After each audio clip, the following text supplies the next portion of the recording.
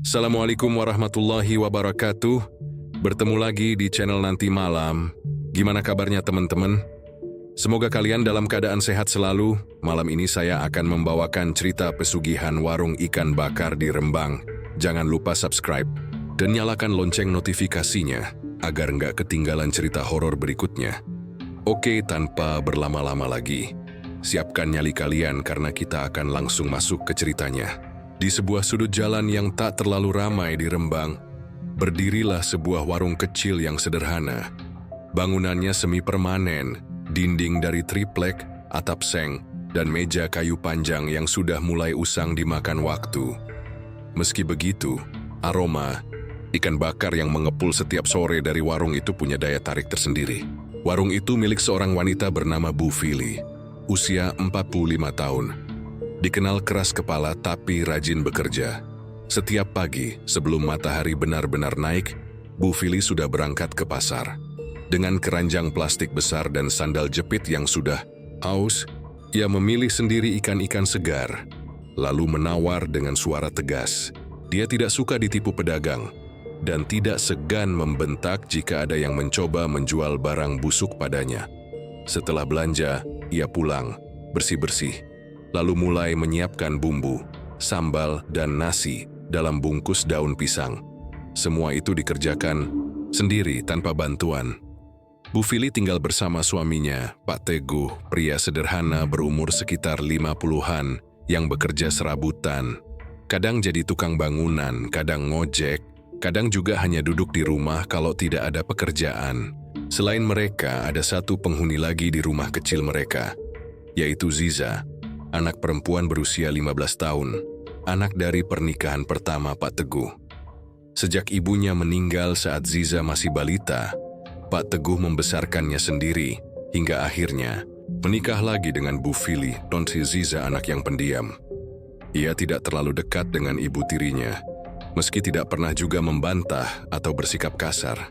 Tapi selalu ada jarak di antara mereka. Ziza lebih sering membantu ayahnya atau mengurung diri di kamar. Seringkali Bu Fili memandang Ziza dengan tatapan tidak suka. Baginya, kehadiran anak itu hanya merepotkan. Apalagi sejak Ziza mulai remaja, kebutuhan sekolah dan perlengkapan makin banyak, sedangkan penghasilan warung kadang tidak cukup. Meski begitu, Bu Fili tetap rajin. Warungnya punya pelanggan tetap, meski tidak ramai-ramai amat. Kadang tukang ojek mampir, kadang kuli bangunan, sesekali rombongan wisatawan tersesat. Tapi satu hal yang selalu menjadi perhatiannya adalah warung baru, yang muncul sekitar 3 bulan terakhir. Warung itu milik Bu Eka, tetangga baru yang datang dari luar kota, dan menyewa lahan tak jauh dari tempat Bu Fili berjualan. Bu Eka orangnya ramah, pandai bicara, dan masakannya ternyata enak sekali. Warungnya selalu ramai. Siang atau malam selalu saja ada orang yang makan di sana. Bahkan beberapa pelanggan lama Bu Fili berpindah ke Bu Eka. Itu yang paling menyakitkan. Bu Fili mulai merasa terancam. Ia merasa warungnya tidak dianggap. Ia merasa harga dirinya diinjak. Setiap malam ia diam-diam memperhatikan dari kejauhan bagaimana Bu Eka melayani pelanggan dengan senyum lebar dan panci-panci besar yang tak pernah berhenti mengepul. Orang baru, tapi langsung laris, kayaknya nggak wajar. Gumamnya suatu malam, saat mematikan lampu warung, ia mulai curiga. Dalam pikirannya, mungkin Bu Eka pakai penglaris. Tapi siapa yang bisa membuktikan? Lama-kelamaan, rasa iri itu berubah jadi dengki. Ia mulai menyimpan amarah. Ia tidak lagi tidur nyenyak. Matanya merah karena lelah dan pikirannya dipenuhi cara agar bisa mengalahkan Bu Eka. Suatu malam saat hujan rintik-rintik, datanglah seorang pelanggan tua ke warung Bu Fili. Wajahnya keriput, suaranya berat dan matanya tajam. Ia hanya memesan satu ikan, tapi setelah makan ia tak langsung pergi. Ia menatap Bu Fili lama, lalu berkata pelan, "Kalau pengen warung ramai terus, harus kasih makan yang lebih dari sekadar ikan, Bu." Bu Fili mengerutkan dahi. Maksudnya apa? Orang tua itu tertawa pelan. Kadang rezeki besar harus ditebus dengan nyawa, tapi bukan nyawa sendiri. Nyawa yang dekat, yang tidur serumah. Ucapan itu menancap di kepala Bu Fili. Ia tidak tahu siapa orang tua itu, dan ketika ia menengok keluar, pria itu sudah tidak ada. Padahal hujan masih turun dan jalan becek, tapi bekas tapak kaki tak terlihat. Malam itu Bu Fili tidak bisa tidur. Kata-kata itu berputar di kepalanya. Entah kenapa wajah Ziza perlahan muncul dalam bayangannya. Gadis kecil yang bukan darah dagingnya, yang tinggal bersamanya tapi tidak pernah bisa ia anggap sebagai anak sendiri. Dan sejak malam itu semuanya mulai berubah. Sejak malam itu, kata-kata lelaki tua yang datang secara misterius tak pernah hilang dari benak Bu Fili. Ia tidak tahu siapa pria itu, dari mana asalnya, atau kenapa bisa tahu begitu banyak tentang kondisi warungnya. Tapi satu kalimatnya terus terngiang dalam kepala. Rezeki besar harus ditebus dengan nyawa, tapi bukan nyawa sendiri. Nyawa yang dekat, yang tidur serumah. Bu Fili mulai merasa gelisah. Setiap pagi saat melihat Ziza duduk di meja makan sambil memegang buku pelajaran, pikirannya melayang ke hal-hal yang tak pernah ia bayangkan sebelumnya. Ia mulai menilai Ziza bukan sebagai anak, tapi sebagai sesuatu yang bisa ditukar. Sebagai jalan menuju kekayaan. Dan setiap kali memikirkannya, hati kecilnya berteriak menolak. Tapi pikirannya malah menari-nari dalam bayangan kemewahan. Hari-hari berlalu dengan rasa iri yang semakin membakar. Warung Bu Eka semakin ramai. Bahkan ia mulai mengiklankan usahanya lewat media sosial dan pengunjung dari luar kota mulai berdatangan. Sementara warung Bu Fili semakin sepi. Ikan-ikan tak laku, sambal basi, dan nasi terbuang. Uang belanja makin tipis. Pak Teguh tidak bisa membantu banyak, dan Ziza sebentar lagi masuk kelas akhir SMP.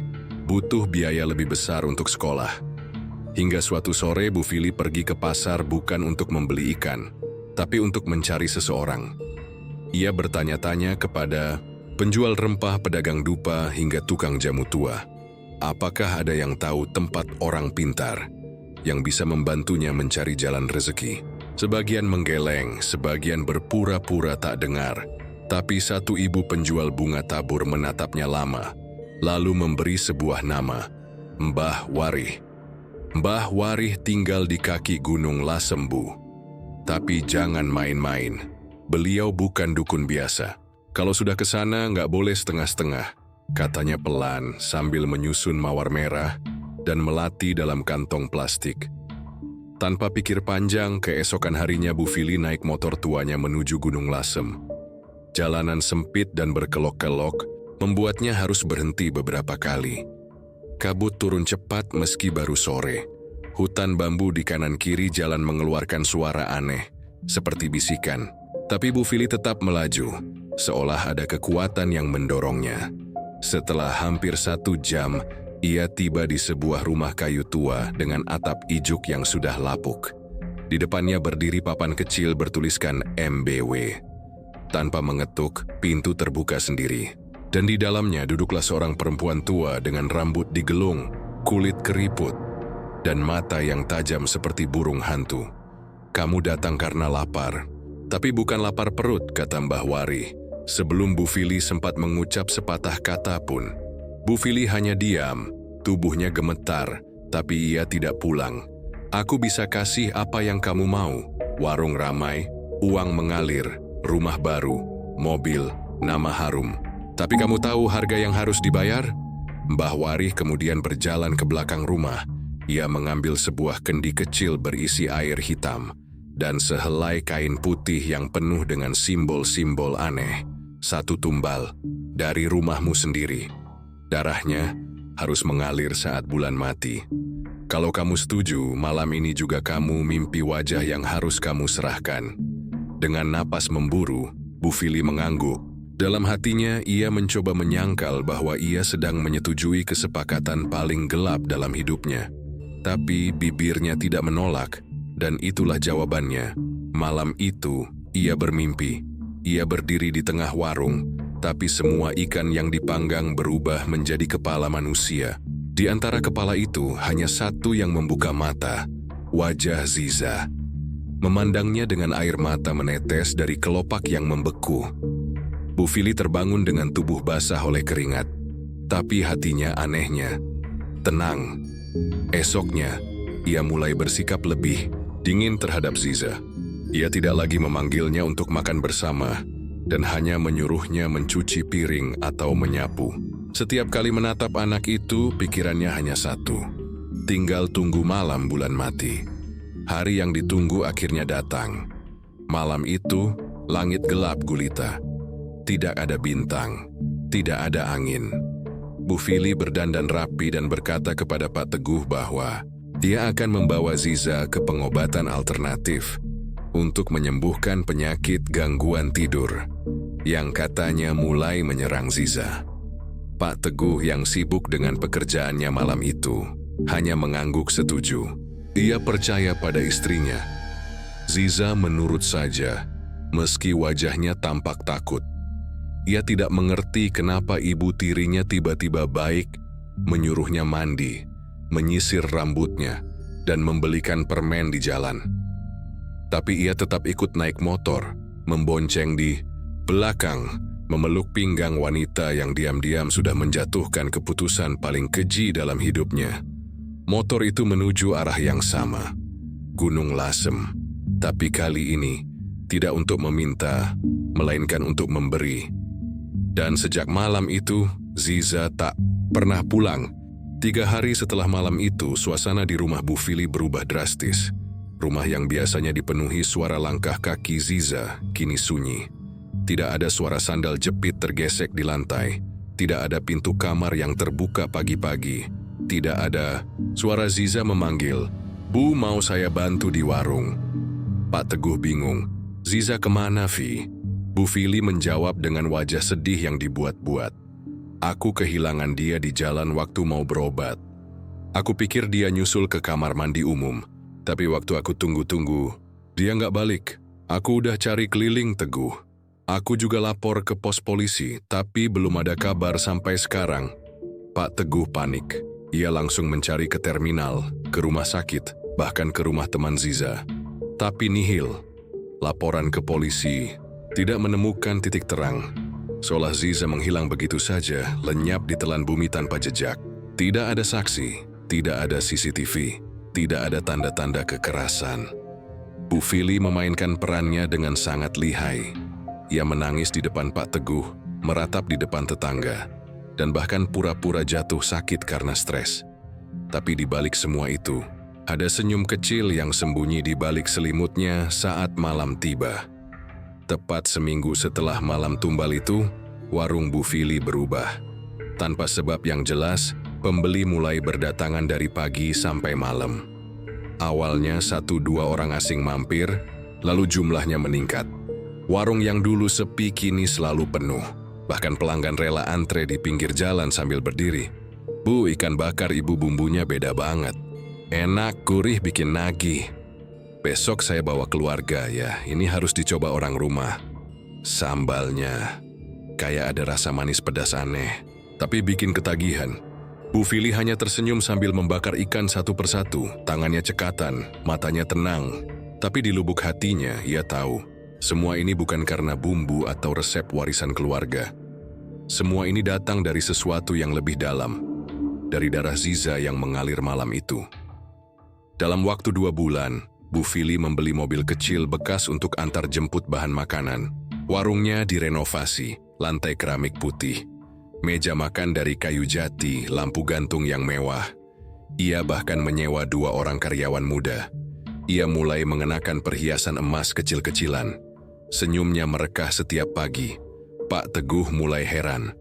"Kok bisa rame gini, Vi?" tanyanya suatu malam sambil menyalakan rokok. Bu Fili hanya tertawa kecil. "Namanya rezeki, Mas. Mungkin doa-doa kita baru dikabulkan sekarang." Pak Teguh mencoba percaya. Tapi sesekali ia melihat sesuatu yang aneh. Ikan-ikan segar yang baru datang seringkali tiba-tiba membusuk tanpa alasan. Karyawan yang bekerja mengeluh sering mimpi buruk. Bahkan, ada satu yang mengundurkan diri setelah merasa diperhatikan saat sendirian di dapur. "Bu, saya ngerasa kayak ada yang ngintip tiap saya sendirian motong cabai. Kadang bau amis darah muncul sendiri, kata salah satu karyawan. Dengan wajah pucat, Bu Fili tak menggubris.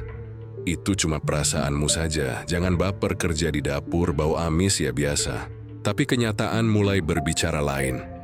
Suatu malam saat Bu Fili sedang sendirian mengepel lantai warung yang baru saja tutup, ia mendengar suara kecil. Seperti suara kaki berlari di lantai kayu. Ia menoleh. Tidak ada siapa-siapa, tapi suara itu datang lagi. Lebih cepat, lebih berat, seperti suara kaki anak remaja. Lalu terdengar suara tawa pelan, ringan, tapi dingin. Tek, tek, tek. Langkah kaki berhenti tepat di belakangnya. Saat ia menoleh tak ada siapapun. Tapi lantai basahnya menunjukkan jejak kaki kecil, telanjang mengarah ke arah dapur. Malam itu Bu Fili tidak bisa tidur. Ia duduk di ruang tamu dengan mata waspada dan tangan menggenggam tasbih. Tapi bukan untuk berdoa, hanya untuk merasa aman. Tapi di luar, angin berembus membawa aroma amis yang tidak biasa. Angin yang sama seperti malam ketika ia menyerahkan Ziza. Hari-hari selanjutnya gangguan semakin jelas. Panci bisa mendidih sendiri, meski belum dinyalakan. Sambal berubah warna saat hendak dihidangkan. Kucing peliharaan tetangga yang lewat depan warung tiba-tiba mengeong keras, lalu lari ketakutan. Dan kadang, dalam pantulan kaca etalase warung, Bu Fili melihat Ziza berdiri di belakangnya. Ziza dengan mata kosong, rambut basah, bibir membiru, dan satu goresan panjang di lehernya. Tapi anehnya, warung tetap ramai. Uang terus mengalir, bahkan Bu Eka, saingan lamanya, bangkrut dan pulang ke kampung, tidak sanggup bersaing. Bu Fili tertawa puas, namun di balik kekayaan itu, ada lubang gelap yang makin lama makin membesar dalam dirinya. Ia tak pernah cerita kepada siapapun, bahkan Pak Teguh. Tapi malam demi malam, ia hidup dalam ketakutan. Setiap tidur, ia bermimpi dikejar oleh Ziza. Setiap bangun, ia mendengar bisikan-bisikan yang menuntut. 4 tahun, hanya 4 tahun. Setelah itu, gantian. Waktu terus berjalan. Uang menumpuk, warung makin mewah. Tapi di setiap dindingnya, roh Ziza masih berkeliling. Dan Bu Fili, yang dulu hanya ingin warungnya ramai, kini hidup dengan rasa takut yang tidak bisa dibayar oleh uang sebesar apapun. 4 tahun mungkin terdengar lama bagi orang biasa. Tapi bagi Bu Fili, waktu itu melesat seperti angin. Hari-harinya dipenuhi oleh tumpukan uang, pelanggan yang tidak pernah surut, dan pujian-pujian yang menyanjung. Ia sudah tak lagi dianggap sebagai penjual kaki lima. Ia kini dikenal sebagai juragan ikan bakar di Rembang. Warungnya sudah berubah jadi restoran modern dengan pelayan berseragam dan area makan VIP. Mobil barunya berjejer di garasi rumah. Emas melingkar di jari dan lehernya, berkilau seperti nasibnya. Namun di balik semua itu, ada sesuatu yang tak pernah hilang dari pikirannya. Waktu. Dia ingat betul perjanjian malam itu bersama Mbah Warih. 4 tahun. Hanya 4 tahun. Setelah itu, tumbal akan menuntut bayaran. Dan biasanya, yang pertama memberi akan jadi gantinya. Tiap kali ia melihat kalender, dadanya terasa sesak. Tiap kali angka bulan mendekati bulan keempat di tahun keempat, ia mulai gelisah. Ia mencoba melupakan, tapi waktu tidak bisa ditawar. Mimpi-mimpi buruknya semakin parah. Ia melihat Ziza berdiri di tengah dapur dengan mata merah dan tangan berlumuran darah. Terkadang Ziza tak berkata apa-apa, hanya menatap lama dan tersenyum miring seolah menunggu gilirannya datang. Kadang Ziza berkata, "Bu, sebentar lagi gantian ya." Bu Fili tidak pernah bisa tidur tenang. Meski kasur empuk, AC dingin, dan rumah besar, rasa takut tetap menghantui. Setiap malam suara langkah kaki Ziza makin jelas. Bahkan kini terdengar saat ia duduk di ruang keluarga atau berdiri di kamar mandi. Pintu kamar sering terbuka sendiri. Lampu mati nyala tanpa sebab. Suara isakan tangis gadis remaja terdengar dari arah dapur. Tapi ketika ia hampiri, hanya kesunyian yang menyambut. Ia mulai mendatangi kembali Mbah Warih, berharap ada jalan keluar. Tapi rumah tua itu kosong. Papan bertuliskan MBW sudah roboh, dan dinding kayu lapuk seolah ditinggalkan puluhan tahun. Padahal belum genap 4 tahun ia datang ke sana. Bahkan warga sekitar mengatakan tidak ada yang pernah tinggal di rumah itu. Bu Fili panik. Ia mendatangi dukun lain, paranormal, bahkan ustaz. Tapi setiap kali ia mencoba menceritakan masalahnya, tubuhnya mendadak panas, bibirnya keluh, lidahnya kaku seperti ada yang menahan. Dan para spiritualis itu hanya menggeleng. Ini sudah bukan lagi ranah manusia biasa, Bu. Yang ibu lakukan sudah melewati batas dunia, kata salah satu ustaz dengan nada pelan. Semakin ia mencari jalan keluar, semakin ia terjebak. Malam-malamnya berubah jadi medan perang. Sekali waktu ia mendengar suara jeritan dari bawah lantai rumah. Saat ia berjongkok memeriksa celah kayu di lantai, ia mencium bau busuk menyengat seperti bangkai. Tapi ketika dipanggil tukang untuk membongkar, tak ada apa-apa, hanya tanah kosong. Pak Teguh mulai curiga.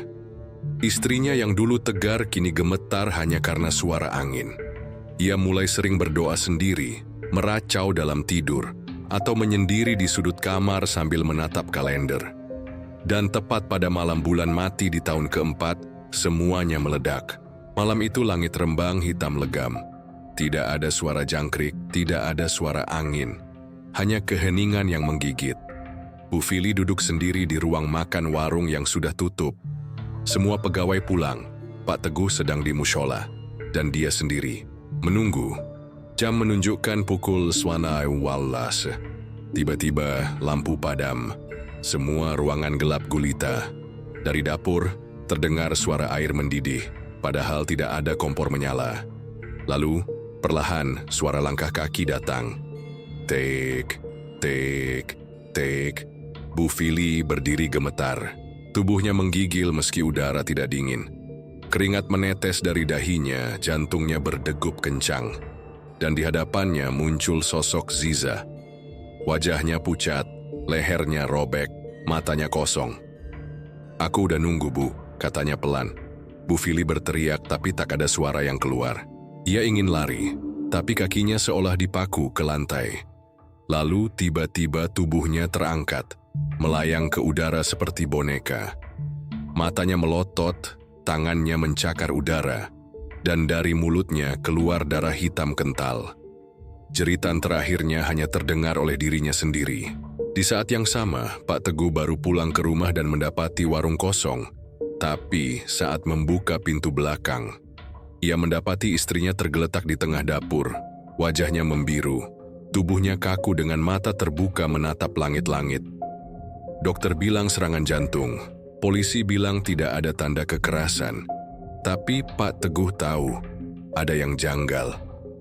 Seminggu setelah pemakaman Bu Fili, ia menemukan sebuah kotak kecil di bawah ranjang istrinya. Di dalamnya ada kain putih, bertuliskan simbol aneh, potongan rambut, Ziza, dan kalung kecil milik anaknya yang hilang 4 tahun lalu. Kalung yang hanya dimiliki Ziza sejak kecil dan tidak pernah lepas, bahkan saat tidur. Pak Teguh menjatuhkan kotak itu. Tangannya gemetar, matanya merah. Dan untuk pertama kalinya dalam hidupnya, ia berteriak di tengah malam, "Kamu korbanin anakku sendiri." Astagfirullah, Nafili, kamu. Tapi sudah terlambat. Sebaya sudah terjadi. Bu Fili memang mendapat yang ia inginkan.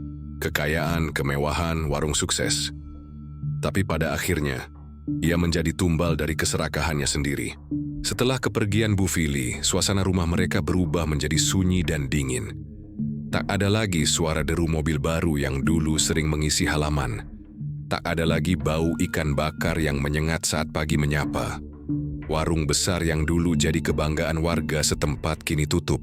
Papan namanya yang dulu menyala terang dengan tulisan "Warung Ikan Bakar Bu Fili" kini redup, berdebu, dan sebagian hurufnya copot, menyisakan bayang-bayang kejayaan yang sudah sirna.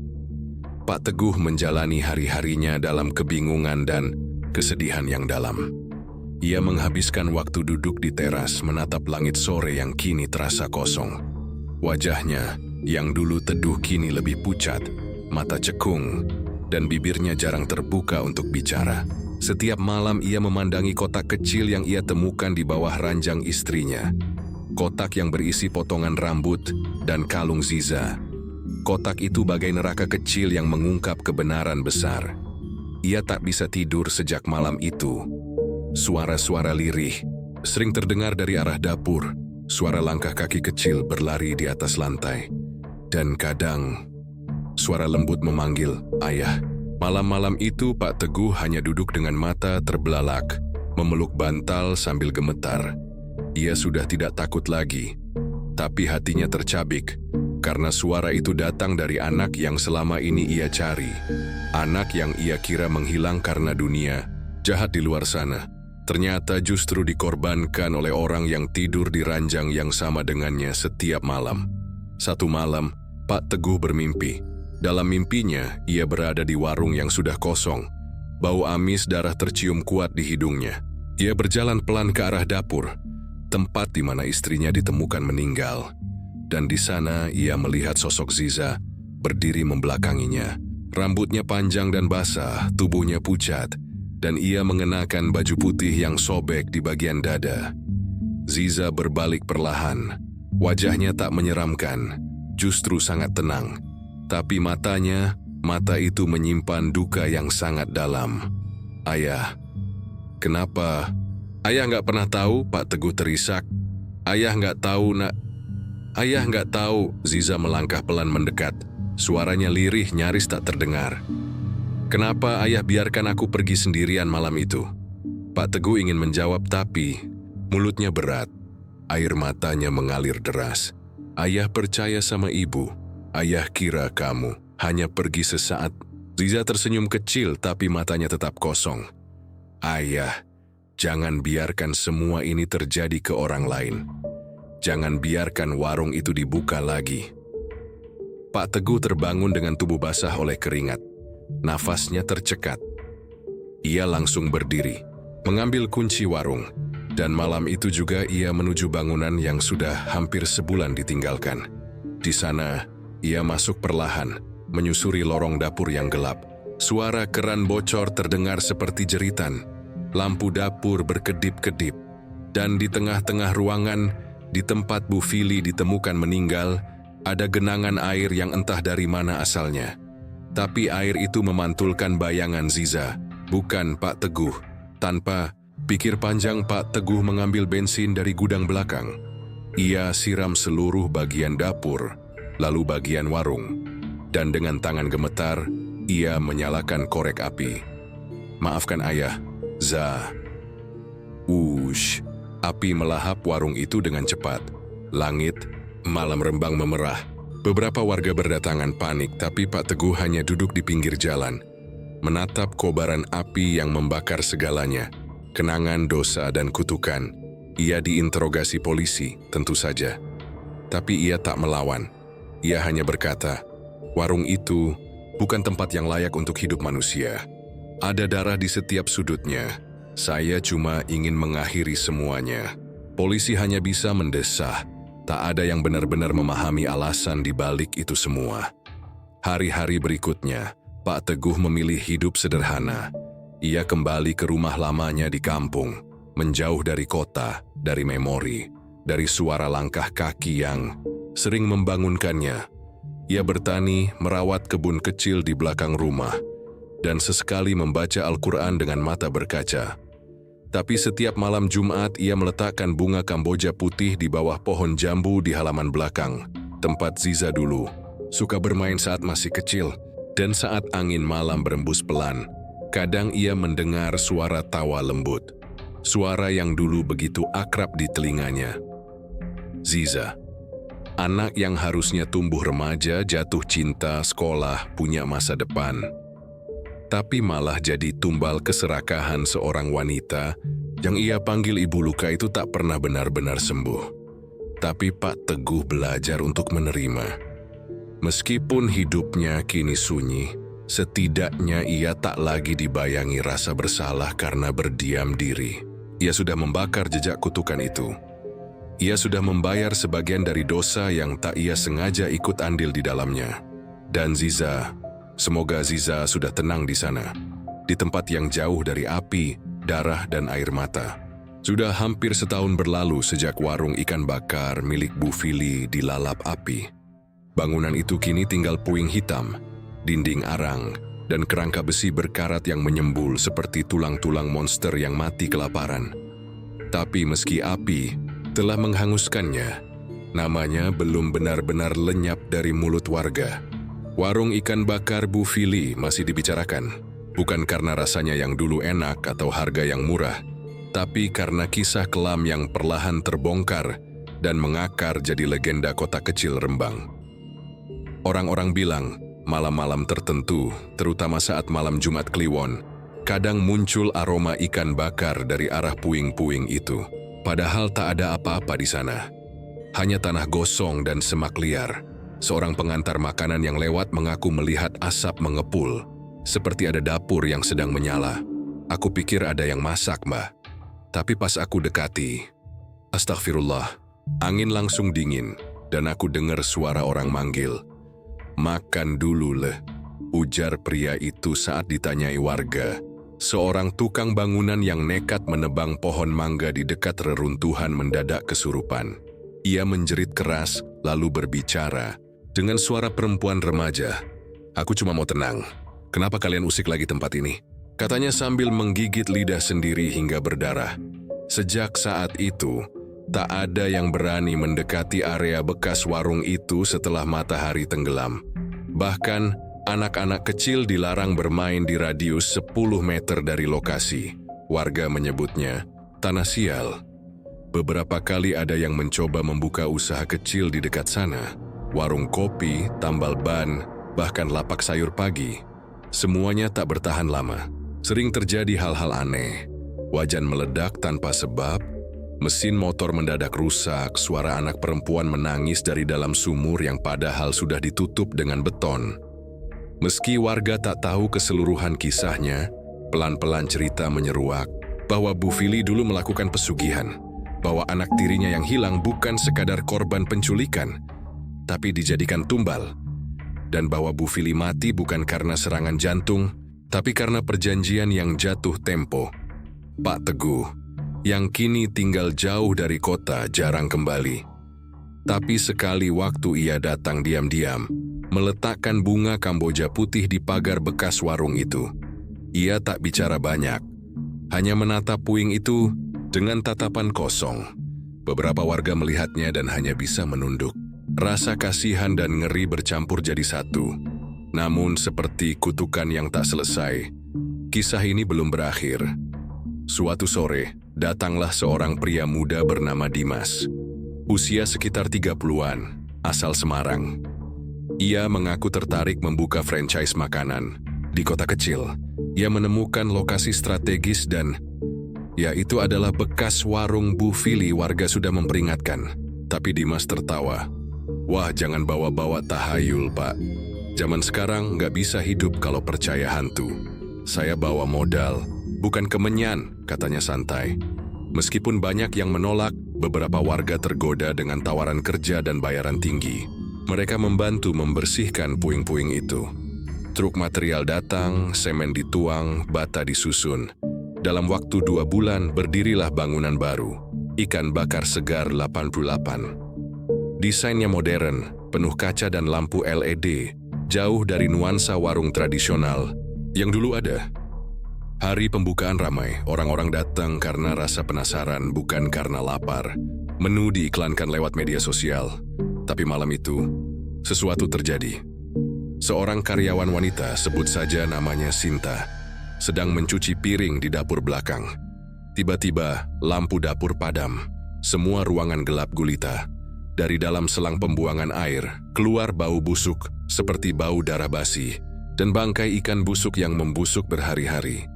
Lalu ia melihat sosok bayangan melintas di kaca kulkas. "Bu, udah mateng ikannya," suara itu lirih. Seperti suara anak remaja, Sinta pingsan di tempat.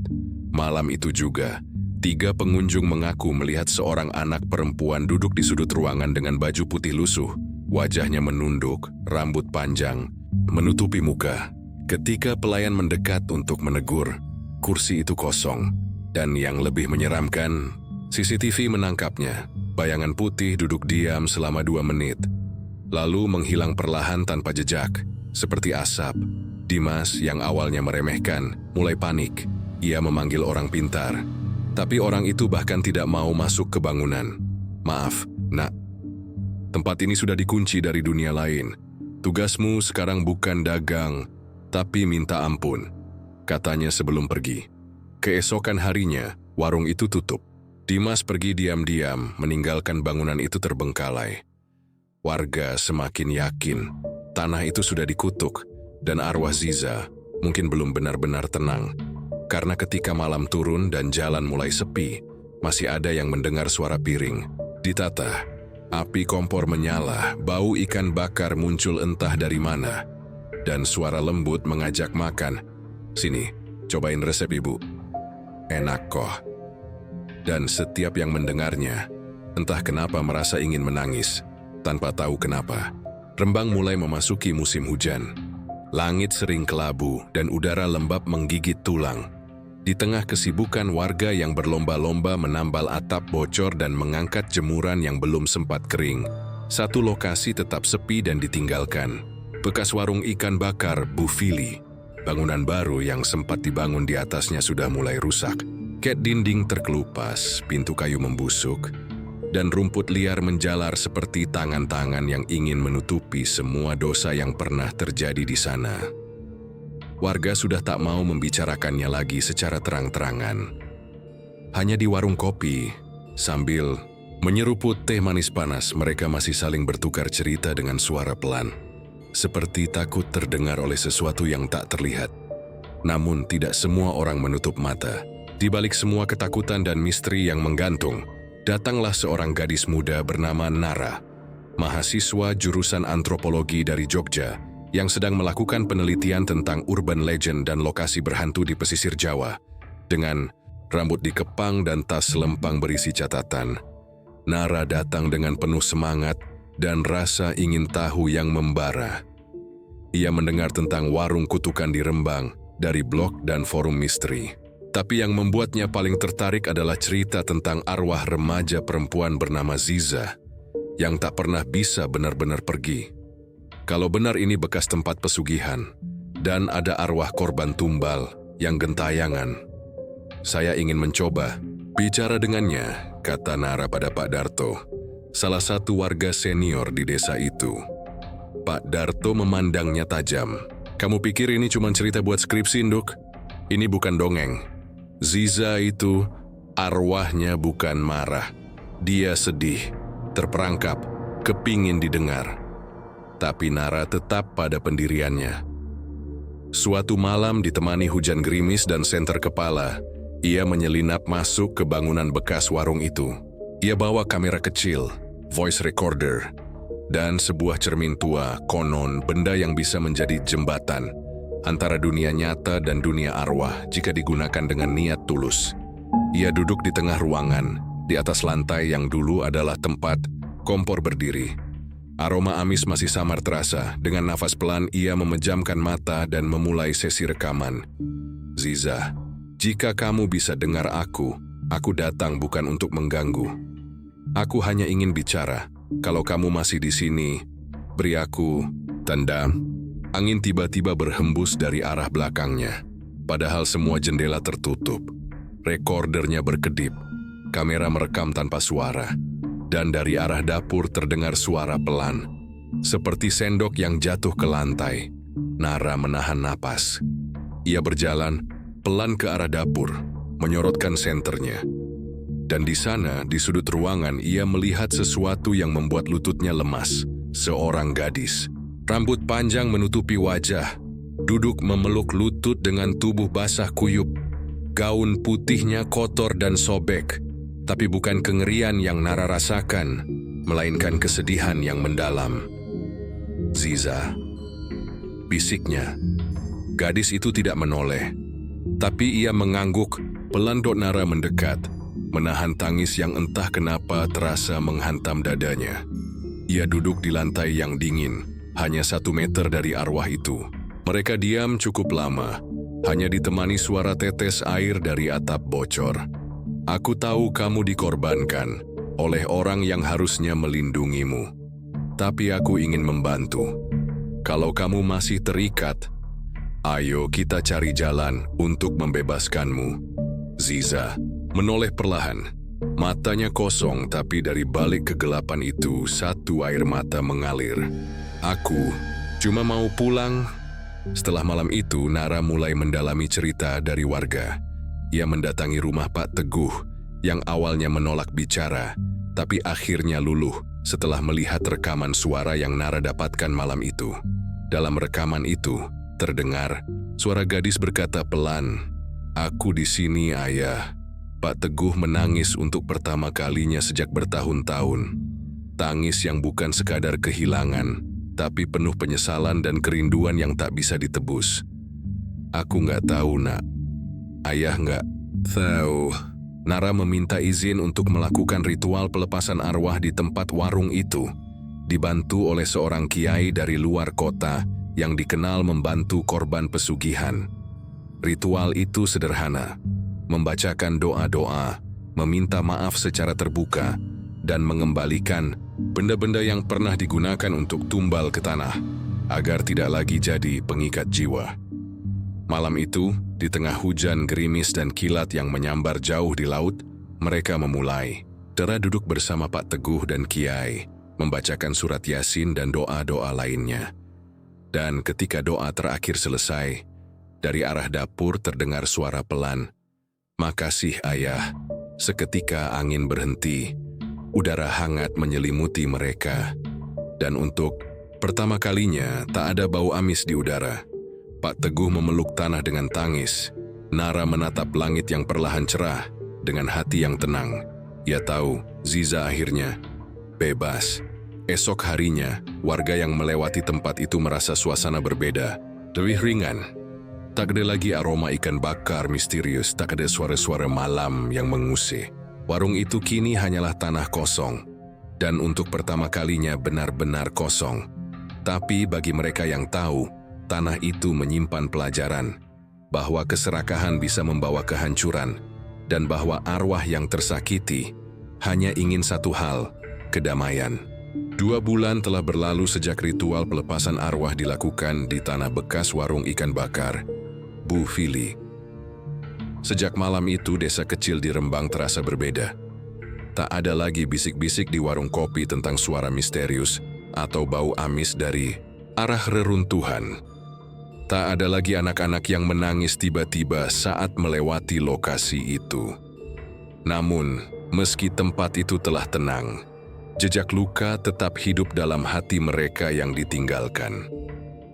Pak Teguh kini tinggal sendiri di rumah lamanya. Rumah yang dulu penuh dengan suara tawa Bu Fili. Dan langkah kaki Ziza kini sunyi, ditemani hanya oleh suara burung dan detak jarum jam tua di ruang tamu. Rambut Pak Teguh yang sudah memutih seluruhnya membuatnya tampak lebih tua dari usianya. Tapi di balik keriput dan kesedihan yang masih sering mengambang di matanya, ada rasa damai baru yang perlahan tumbuh. Damai karena akhirnya ia tahu kebenaran, meskipun pahit. Setiap pagi Pak Teguh menyapu halaman, menyiram bunga, lalu duduk di beranda membaca surat-surat kecil dari Ziza, yang dulu pernah ia temukan di laci meja belajar.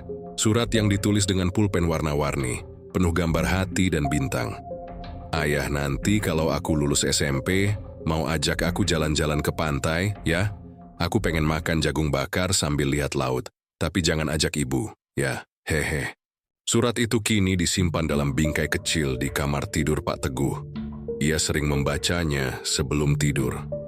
Sementara itu, Nara kembali ke Jogja membawa lebih dari sekadar data penelitian.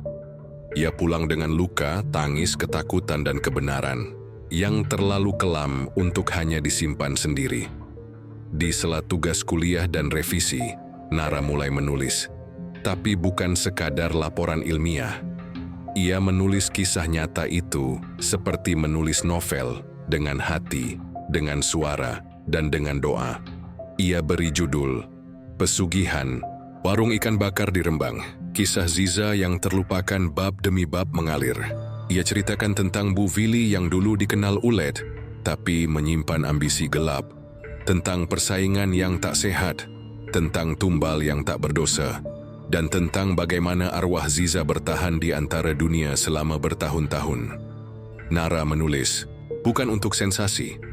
Ia menulis untuk memperingatkan bahwa kekayaan yang datang dengan cara yang salah tak pernah membawa kebahagiaan sejati, dan bahwa setiap tindakan memiliki harga yang harus dibayar, cepat atau lambat. Bukunya diterbitkan secara independen. Awalnya hanya dicetak 100 eksemplar, tapi cerita itu menyebar cepat. Forum-forum misteri mengulasnya. Beberapa podcast horor membacakan cuplikan bab demi bab. Bahkan ada yang membuat dokumenter mini di YouTube berdasarkan kisah tersebut. Dan di luar dugaan, orang-orang mulai datang ke Rembang. Bukan untuk membuka usaha atau mencari keuntungan, tapi untuk menabur bunga di bekas lokasi warung.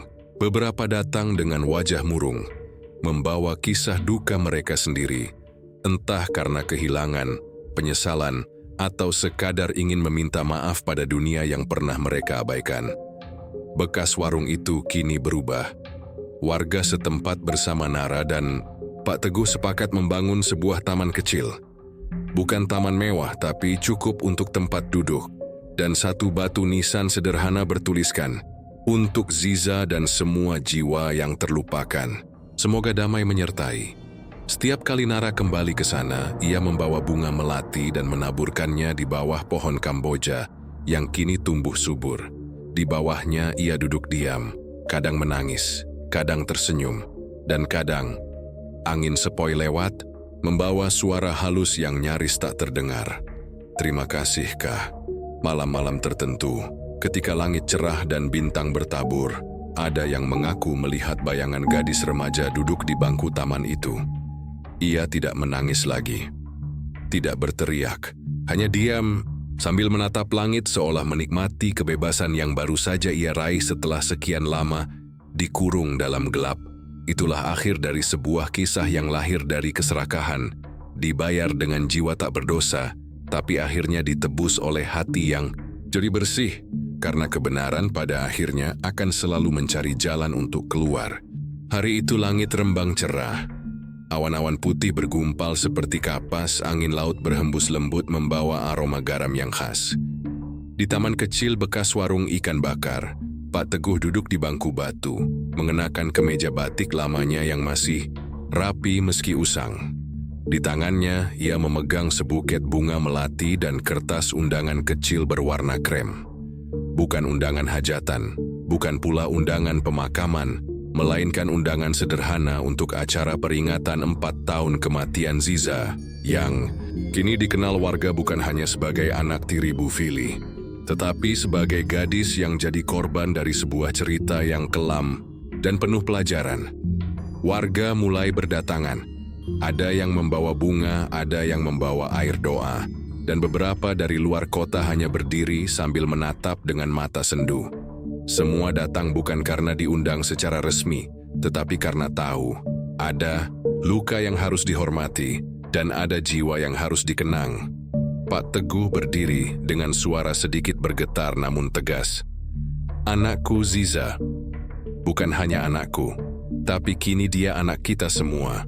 Dulu aku terlalu sibuk mencari nafkah, terlalu sibuk percaya bahwa keluargaku baik-baik saja. Sampai akhirnya aku kehilangan dia dengan cara yang tak pernah bisa kubayangkan.